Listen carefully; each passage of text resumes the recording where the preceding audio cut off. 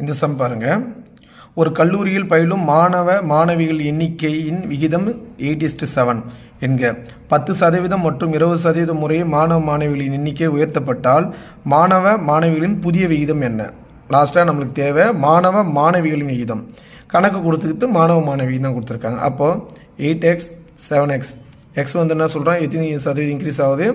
8 × 10 increase ஆகுது. அப்போ 110/100. இங்கே 7 × 120/100.